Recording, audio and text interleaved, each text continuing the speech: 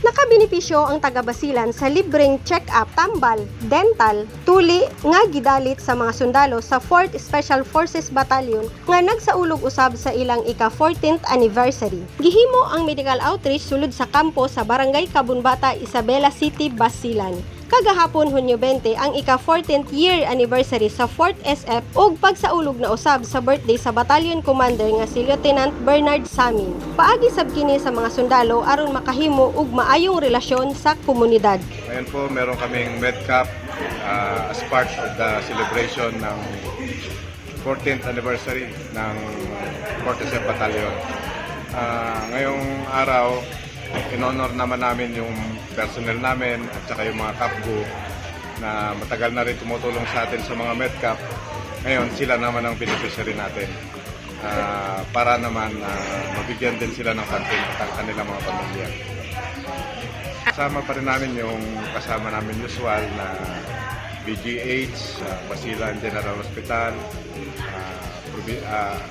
Provincial Health Office, yung PCSO, yung reservist ng Isabela City. Atol sa programa, adunay gipanghatag nga food pack feeding program sa kabataan ug pahalipay nga parlor games sa mga bata. Nagpahigayon sab og blood donation ug fun shoot game. Nagtanda kanina ng activity dito ngayon sa 4th Special Forces Partnership with Game Recreation Team.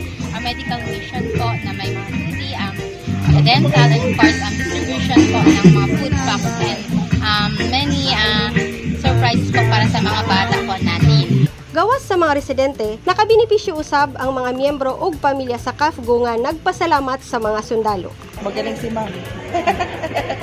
It's an honor and privilege po on our part na maki-participate po dito sa activity ng batalyon. So, sobrang ganda po ng ginagawa po nilang SQAM. Marami po silang matutulungan, hindi lang po sa mga taong taong nandito lang po ngayon, pati po yung sa mga taong nasa labas po is makatutulungan po nila like yung pagdodonate po ng dugo. Yung dito po sa loob is like yung pagtutuli po sa mga bata at yung pagbubunot po naman nito na.